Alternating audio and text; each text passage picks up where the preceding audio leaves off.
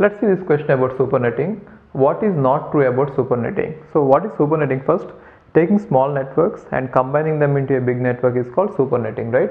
It is used to improve security. So can supernetting be used to improve security? What do you think? Can supernetting be used to improve security? If I combine small networks into big network, which means if I bring all the hosts together into one network, obviously security is going to be reduced. The reason is any host can now interact with any host can broadcast to any host. Therefore, security is obviously going to be reduced because of supernetting. Subnetting is the concept which is used to increase security. Therefore, it is not true. What about this? It is applicable for two or more networks. Is it true? Yes.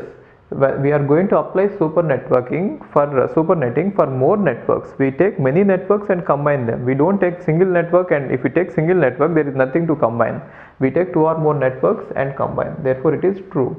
Bits are borrowed from network ID portion, which means if you have supernetting, if this is the network ID part and this is the host ID part, once we apply supernetting, the network size should increase, which means the host ID part should increase. Therefore, we are going to move this boundary this side, which means we are taking some bits from network ID part and we are going to add it to host ID part. So bits are borrowed from network portion. It is right. It is used to improve flexibility of IP address allotment.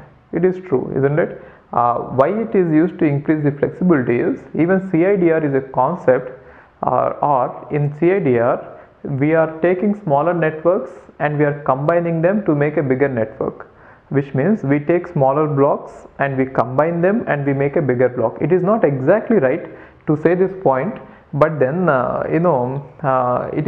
CIDR is a concept similar to supernetting. If you think of CIDR, we are taking small blocks and combining them and we are making bigger blocks, even though I didn't show you any example with it, but it is somewhat similar. So it is not exactly right, 100% right, but then yes, why not? Which means this is the only option you could rule it out, right? So about coming to D, I don't completely agree with this because it is not actually proposed to improve the flexibility. The better point would be supernetting reduces the number of entries in the routing table. That should be a better thing. But then this question is given in some of the books, so that is the answer, right?